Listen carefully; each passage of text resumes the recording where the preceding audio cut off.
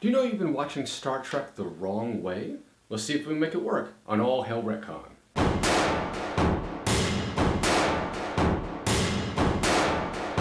Having almost every episode start off with the captain's log was a great narrative device. It told you about what was going to happen in the episode, and it also gave you the stardate.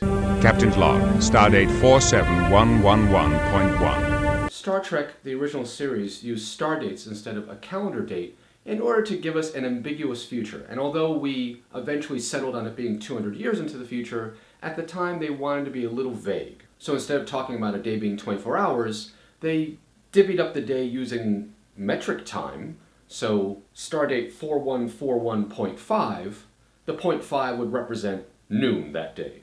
And although stardates sounded pretty cool, chances are they might have tried to model it after the Julian date, which is used by astronomers. It's a day count with 0 starting at noon on January 1st in the year 4713 BC. Going by our traditional calendar, the original series took place between the years 2265 and 2269. Gene Roddenberry gave the writers a lot of guidelines in terms of how he wanted the future to look. Transporter technology, relationships with alien races, but he didn't really give a lot of guidance when it came to stardates. So the original series is kind of all over the place. And with certain exceptions, there aren't a lot of episodic threads that carry throughout the original series.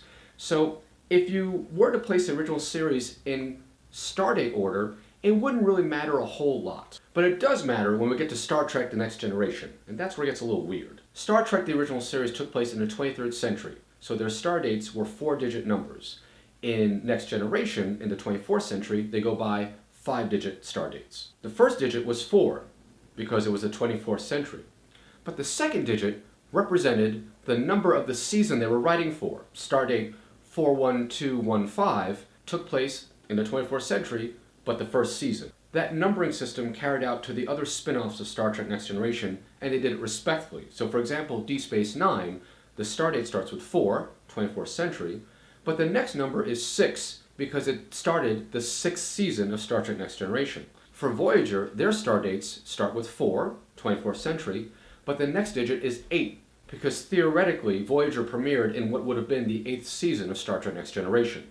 One of these anomalies with this system occurs in Star Trek Nemesis. Besides the movie being terrible, it also takes place on stardate 56844.9, which is so far the highest stardate to be mentioned in the Star Trek universe. I don't think Nemesis takes place in the 25th century, and I think we'd all do better off just forgetting about the movie altogether, so let's do some house cleaning with that one. Now, I was going to do this, but thank goodness someone beat me to it. There are a number of great websites online in which they take the Star Trek episodes and order them not in the order in which they were aired, but based on their stardate. There's no way that writers would have known that geeks like me would have held them to some impossible standard and try and organize all the episodes based on stardate. Because it wasn't their intention. But what if it was their intention?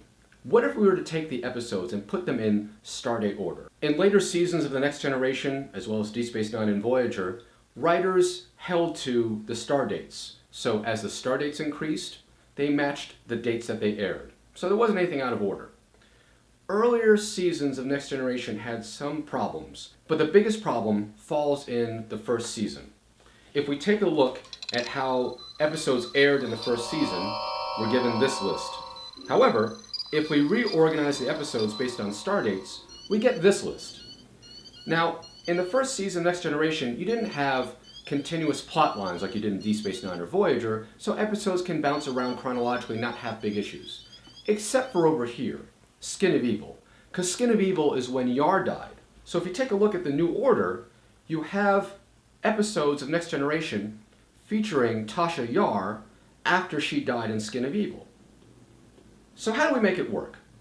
It involves crackpot theories. I'm acknowledging that the writers put the stardates randomly, so they had no thought of putting it in order. It doesn't work. And I'm acknowledging by us making it work, we're going to have to involve very bizarre, strange, and very dumb theories. And here we go. Maybe it's an alternate universe. We've seen Tasha Yar in different versions, like Yesterday's Enterprise. In the episode Conundrum, we see a Sateran masquerading as a human infiltrate the bridge crew. Could this be a Sateran masquerading as Yar as a test to see what will work later for the episode Conundrum? No, but still, it makes for a fun theory. What if time is out of order?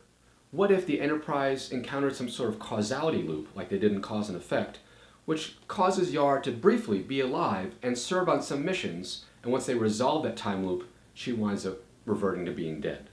What if the episodes involving Yar didn't take place? In the last episode of Star Trek Enterprise, we see Commander Riker interacting with the crew of the Enterprise from the 22nd century. He was interacting with those crew members to help them come to a decision regarding the Pegasus. So could some of those missions have been fake missions that actually were hologram adventures that the crew had used in order to serve as some form of therapy for Yar passing? How about this? Data, after being so saddened by Yar's passing and seeing how negatively it's impacted the entire crew, for a brief period of time, masquerades as Yar, and everyone kind of plays along with it just to go through the grieving process, as per the request of Deanna Troi.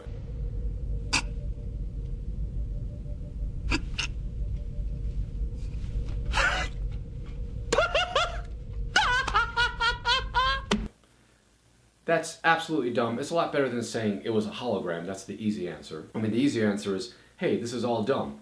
But again, we're trying to make it work in bizarre, hilarious, and silly ways. Those are my crackpot theories. What are your comments? Post them below. I'd love to hear from you. Thanks for watching. We'll see you next week on All Hail RETCON.